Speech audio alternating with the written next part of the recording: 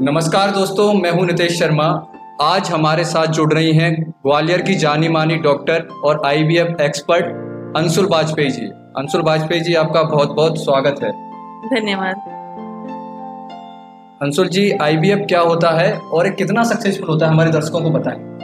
IVF process है जिसमें कि इन विट्रो फर्टिलाइजेशन, इसमें हम कृत्रिम गर्भाधारण कराते हैं।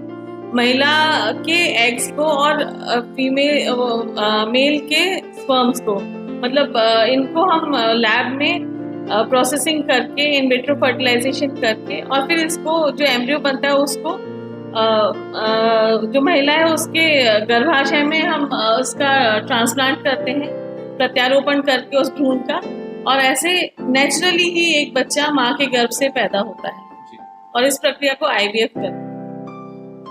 कई पेशेंट आपके पास ऐसे आते होंगे जो आपसे बोलते होंगे कि हमें मनपसंद बच्चा चाहिए। क्या आईवीएफ से मनपसंद बच्चा हो सकता है?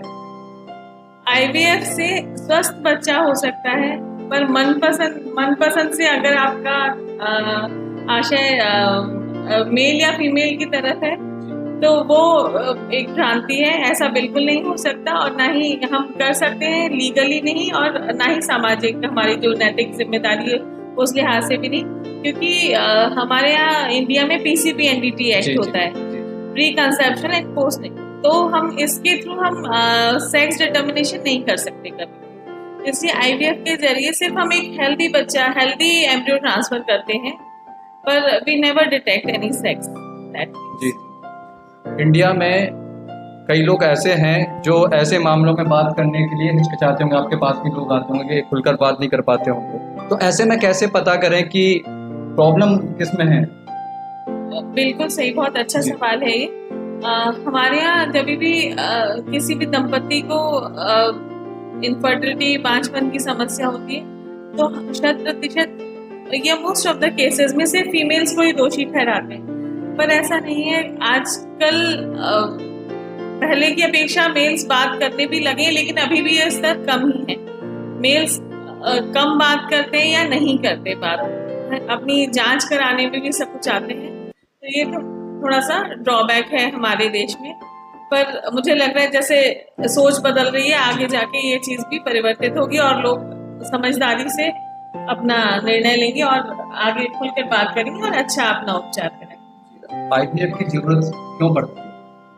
आईवीएफ की जरूरत वहां पड़ती है जहां बेसिकली जो फीमेल्स को अगर कोई भी प्रॉब्लम है फिजियोलॉजिकली, जैसे कोई उनका ट्यूबल ब्लॉकेज है, कोई ऐसे रसौली है जो उस जगह इम्प्लांटेशन नहीं होने दे रही, या माहवारी की अनियमितताएं हैं, पीसीओडी है, फिर हार्मोनल इश्यूज हैं जिसमें मैंने बताया पीसीओडी है, या हाइपोथायराइडिज्म है, हाइपरथायराइडिज्म है, और भी कई ऐसी एक्सेसिव ग्रोथ हार्मोन है, पिट्यूटरी एडिनोमा, पीयूष ग्रंथि में ट्यूमर। तो जहां भी हार्मोनल अनियमितताएं या कोई भी फिजियोलॉजिकल कंडीशन जो कि नेचुरल तरीके से इम्प्लांटेशन नहीं होने दे रही, मतलब या अंडा नहीं बन रहा है नियमित, या अंडा जो बन रहा है वो नियमित तरीके से आके स्पर्म से मिल नहीं रहा है, तो एम्ब्रियो नहीं बन रहा है, फर्टिलाइजेशन नहीं हो रहा है, ऐसे लोगों को आईवीएफ की जरूरत पड़ती है। कई लोगों को ये सोचते हैं कि आईवीएफ बहुत खतरा होता होगा, तो आईवीएफ कितना सुरक्षित होता है? आईवीएफ वैसे 100% सुरक्षित है। पहले कुछ वर्षों पहले तक आईवीएफ में ऐसा होता था कि ड्रग्स से कई मरीजों को ओवेरियन हाइपर स्टिमुलेशन सिंड्रोम होता था, जिसमें कि फेफड़ों के आसपास पानी भर जाना, पेट के आसपास पानी भर जाना, या ओवरीज का साइज बहुत ज्यादा हो जाना, ऐसा होता था। लेकिन अब आजकल नए प्रोटोकॉल्स हैं, नई ड्रग्स हैं और कई सारी अच्छी ड्रग्स हैं, तो इसलिए ऐसे केसेस बहुत कम हो, ना के बराबर। कई बार देखा गया है कई जगह आईवीएफ बार बार फेलियर साबित होता है, तो ऐसी परिस्थिति में क्या कुछ पेरेंट्स को करना चाहिए? आप क्या कुछ सलाह देंगे? कई बार आईवीएफ फेल होते हैं जब कभी एम्ब्रियो क्वालिटी अच्छी नहीं होती, या जो मल्टीपल एम्ब्रियो ट्रांसप्लांट हुए हैं, जैसे 2 से अधिक ट्रांसप्लांट कर दिए इस केस में, या कोई फाइब्रॉइड है, बच्चेदानी में ट्यूमर है, उस या कई बार इम्यूनोलॉजिकल कॉजेज भी होते हैं। तो ऐसे केसेस में आईवीएफ फेल होते हैं। और आईवीएफ फेल होने का मतलब ये नहीं कि एक आईवीएफ फेल हुआ तो अगला भी होगा। कोशिश करनी चाहिए और अक्सर हम सफल होते ही। लोग ये भी सोचते हैं कि आईवीएफ से बच्चा हेल्दी पैदा नहीं होता, ऐसा कुछ है क्या? नहीं, ऐसा बिल्कुल नहीं है, ऐसा बिल्कुल नहीं। आईवीएफ से बच्चे हेल्दी और नॉर्मल होते हैं और बहुत प्यारे बच्चे। इंडिया में जो पेरेंट्स हैं, महिलाएं हैं जो सोचती हैं कि जल्दी जल्दी शादी करवा दो बच्चों की, नहीं तो फिर बच्चे पैदा नहीं होंगे। तो शादी करने की बेस्ट उम्र क्या होनी चाहिए? 22 वर्ष के बाद कम से कम फीमेल की आयु इसमें 22 वर्ष होनी चाहिए और मेल 24 वर्ष। अगर किसी का स्पर्म काउंट नील है, क्या वो फादर बन सकता है? स्पर्म काउंट नील है तो वो फादर नहीं बन सकता।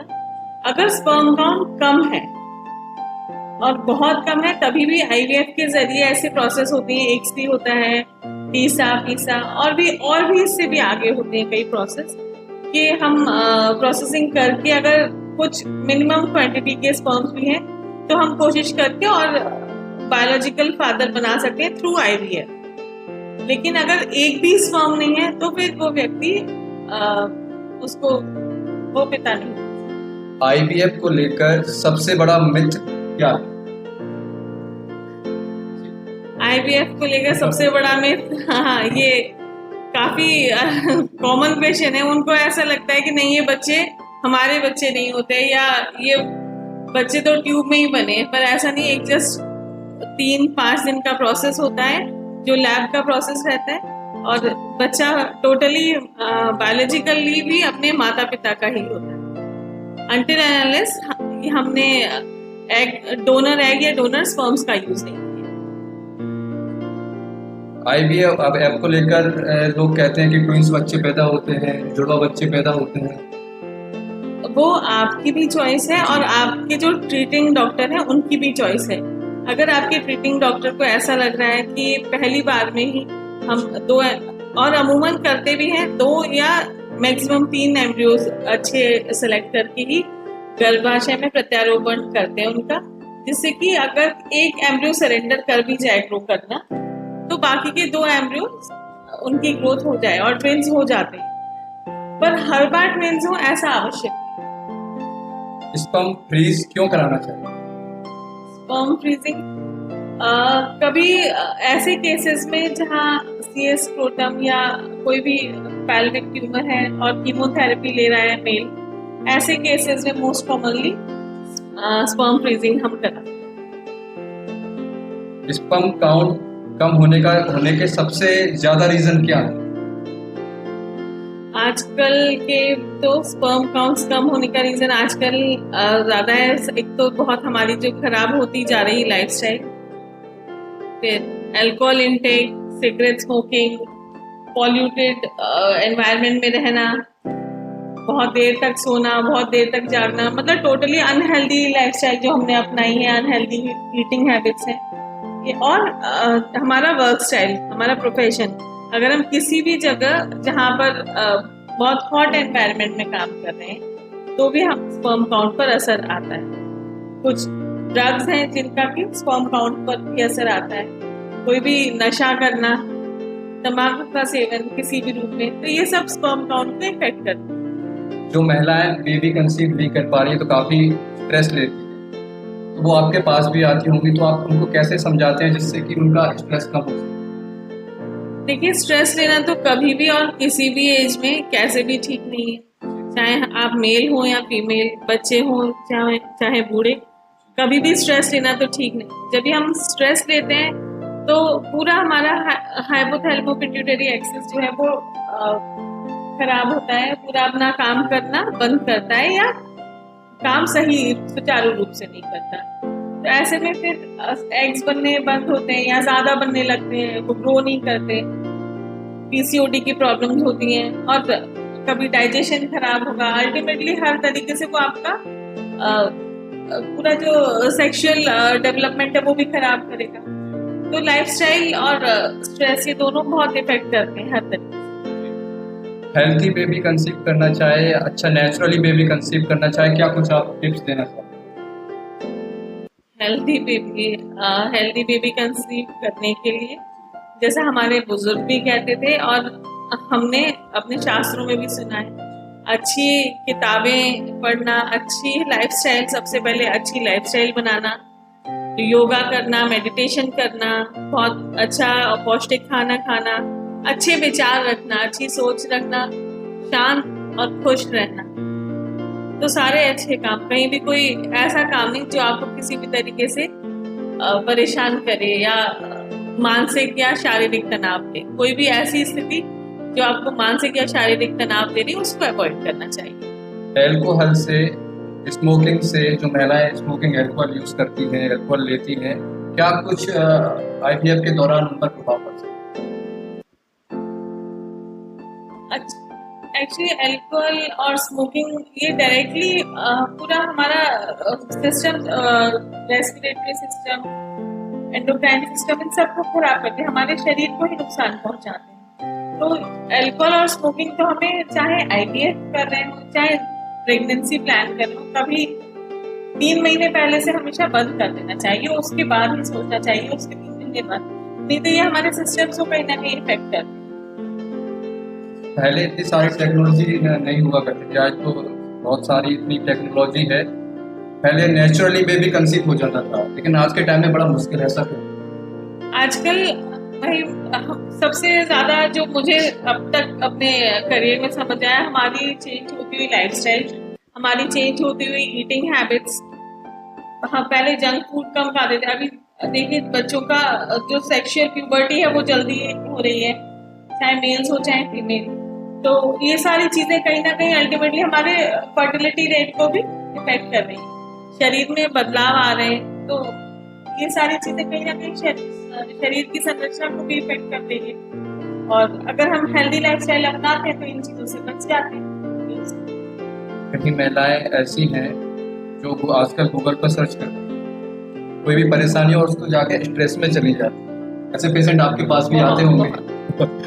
गूगल और इंटरनेट वाले बहुत पेशेंट आते हैं। क्या कुछ आप कहना चाहेंगे इस टॉपिक? अच्छा, ये बहुत इम्पोर्टेंट क्वेश्चन है कि गूगल और इंटरनेट वाले जो भी पेशेंट्स हैं उनके लिए मेरा मैसेज है कि आप, एक डॉक्टर ने जो अपनी पढ़ाई इतने सारे 25 साल लगा दिए अपने करियर के, we know what to do and what not to do, और लाइफ में पूरे जीवन में सबसे इम्पोर्टेंट है कि हमें क्या नहीं कहना है, क्या नहीं करना है।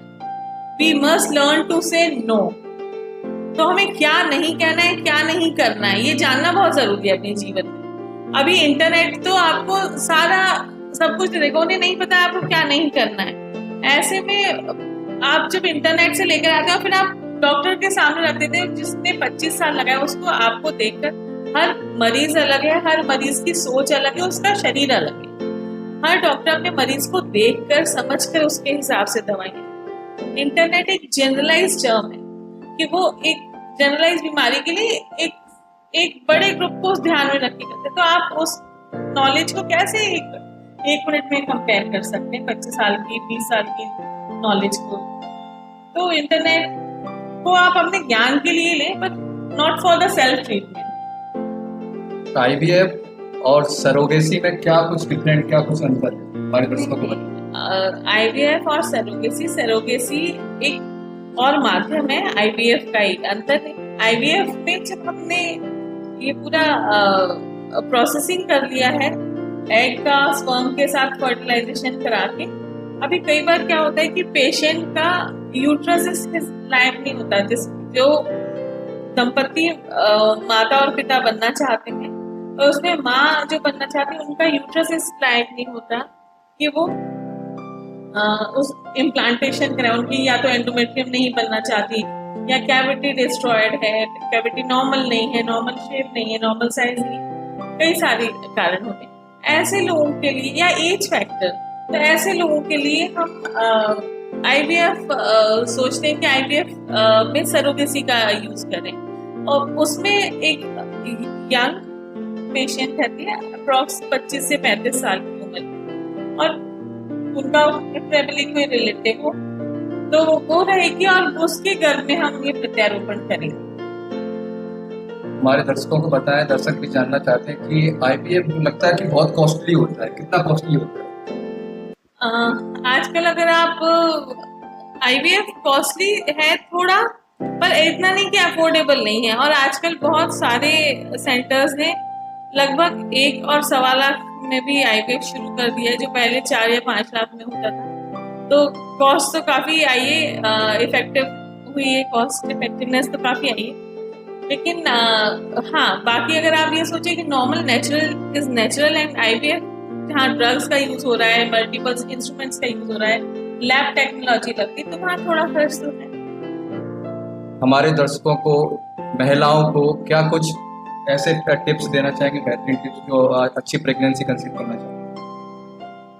अच्छी प्रेगनेंसी कंसीव करने के लिए देखो, आप we are part of the universe, हम इस पूरे यूनिवर्स का हिस्सा हैं और हम अपनी प्रोजेनी को इनवाइट कर रहे हैं। तो आपके गर्भ में जो भी भ्रूण आ रहा है वो आप जिस भी ईश्वर को मानते हैं उनके आशीर्वाद से आ रहा है। आप उसको वेलकम करें, और उसको वेलकम करने के लिए कोई आपके घर आता है, आप अपना कमरा सजाते हैं, घर सजाते हैं, उनको अच्छे से अच्छा खाना देते हैं, अरे वो तो you are welcome in this world.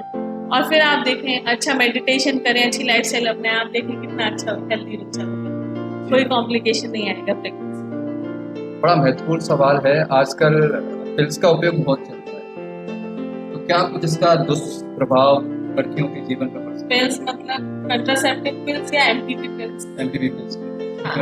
आजकल जो इवन अभी एडोलसेंट स्कूल गोइंग गर्ल्स हैं, वो भी कई पेशेंट आए जो कि MTP pills on the counter मिल जाती हैं मेडिकल स्टोर पे, and they are using it as mode of contraception. बार-बार यूज करते हैं इसको, बार-बार continue as a mode of contraception use कर रही है। ऐसा नहीं करना चाहिए। सबसे पहले तो देखो, बेसिक सी बात है, हम जितना अच्छा अपना चरित्र रखेंगे जीवन भर वो हमारे काम आएगा। चरित्रवान होना तो सबसे अच्छा है, पर अगर कभी कोई गलती हो जाए तो कोई भी गलती आपकी जान से बड़ी नहीं, आपके जीवन से बड़ी आपकी कोई गलती नहीं, क्योंकि आपका जीवन आपका नहीं, आपके पेरेंट्स का भी है। और पूरे दुनिया में पेरेंट्स ऐसे हैं जो हमेशा आपकी कितनी भी बड़ी गलती होगी माफ करें। जाएं अपने पेरेंट्स से बताएं गलती हुई, और दवा अगर लेनी तो किसी भी डॉक्टर की सलाह से दवा, अपने आप कोई सेल्फ ट्रीटमेंट ना करें। अगर आपसे कोई कांटेक्ट करना चाहे, आपको परेशान करना चाहे, तो कैसे मिले आपसे? परेशानी बिल्कुल, मेरा क्लिनिक है सिटी सेंटर में, विंध्याचल कॉम्प्लेक्स में, वाजपेयी क्लिनिक। मेरा नाम डॉक्टर अंशु वाजपेयी है। 6 से 8:30 बजे रोज बैठती हूँ अपने clinic, Vajpayee clinic, Vindhyachal complex, city centre, near Airtel office. आपने हमारे सवालों का जवाब दिया, आपका बहुत बहुत धन्यवाद, बहुत बहुत शुक्रिया, नमस्कार।